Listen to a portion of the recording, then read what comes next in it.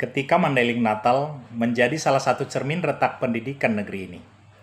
Di Mandailing Natal, bumi Gordang Sambilan, tanah kelahiran saya, tanah tumpah darah ibu saya melahirkan saya. Tanah yang dikenal dengan adat hormat dan nilai kekeluargaan yang luhur, seorang pembina pramuka yang akrab disapa Kak Sukoco, sahabat saya, sesama guru dan pembina pramuka. Ia seorang guru di SD Negeri 328 Sinunukan 4, Kecamatan Sinunukan, Kabupaten Mandailing Natal, Sumatera Utara. Kini harus berhadapan dengan aparat hukum. Dosa besarnya menggeser kaki seorang anak saat latihan baris berbaris pramuka dengan menggunakan kakinya. Bukan menendang, bukan menampar, hanya menggeser kaki. Sebuah tindakan kecil dalam metode latihan disiplin pramuka, yang bahkan tak akan masuk kategori kekerasan di buku panduan leadership manapun. Namun, di negeri yang semakin kehilangan logika pendidikan, yang kecil bisa dibesarkan, yang niat baik bisa dijadikan dakwaan. Betapa ironisnya, di kabupaten yang sering dibanggakan karena semangat gotong royongnya, kini kita menyaksikan bagaimana seorang guru justru dikriminalisasi, dilaporkan oleh orang tua murid ke polisi karena menjalankan tugas pembinaan. Di mana nilai marsiada pari itu kini disimpan? Apakah semua itu telah terkubur oleh egoisme orang tua dan sensitivitas sosial yang kelewatan batas? Orang tua kini lebih cepat menulis laporan daripada mendidik anaknya.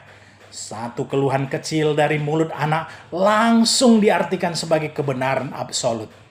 Seolah anak tak mungkin salah dan guru tak pernah benar.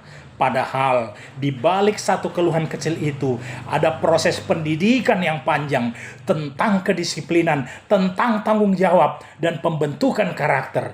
Tapi siapa peduli? Yang penting anak saya tidak boleh disentuh oleh siapapun. Meski hidup nanti akan menamparnya lebih keras dari sekedar geseran kaki pembina pramuka. Polisi Dumas pun saya tidak habis pikir. Bergerak cepat, bukan untuk membongkar sindikat narkoba yang juga banyak di Mandailing Natal atau korupsi pejabat di daerah itu, tapi untuk memeriksa seorang pembina pramuka yang membina secara sukarela, tidak ada honornya dan minim perhatian dari orang-orang di sekitarnya. Rupanya di Mandailing Natal sekarang mengajari anak berdiri tegak dalam barisan latihan PBB pramuka dianggap ancaman bagi keamanan publik. Sungguh luar biasa. Negeri ini sukses memenjarakan semangat mendidik dengan borgol hukum yang salah arah. Jelas, para guru di sekitar pun mulai takut bersuara. Mereka tahu satu kata tegas bisa jadi pasal, satu tindakan disiplin bisa jadi berita. Maka jadilah pendidikan di Mandailing Natal dan di banyak daerah lain di seluruh Indonesia semakin tumpul tanpa nilai pendidikan. Guru tak lagi mendidik, hanya mengajar. Sekolah tak lagi membentuk karakter, hanya mencetak nilai. Karena rupanya lebih aman berdiam diri daripada memperbaiki moral bangsa ini. Padahal kegiatan pramuka itu bukan sekadar baris berbaris atau tepuk tangan berirama. Ia adalah miniatur kehidupan berbangsa dan bernegara, di mana anak belajar tanggung jawab, kerjasama, belajar ketangguhan, dan belajar semangat pantang menyerah. Tapi kini di Mandailing Natal, nilai-nilai itu sedang diadili oleh seorang orang tua, seolah semangat pembina pramuka yang mendisiplinkan anaknya dianggap bangsat oleh orang tua itu. Akhirnya nilai pramuka yang dulu membentuk karakter bangsa hanya tinggal kenangan di baju coklat yang kini disamakan dengan kekerasan. Saya jadi teringat anak alay, siswa SMA negeri di Banten yang viral pekan lalu karena merokok di sekolah, juga pakai seragam pramuka.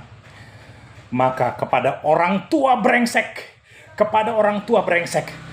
yang tak tahan melihat anaknya ditegur, Saya punya saran sederhana.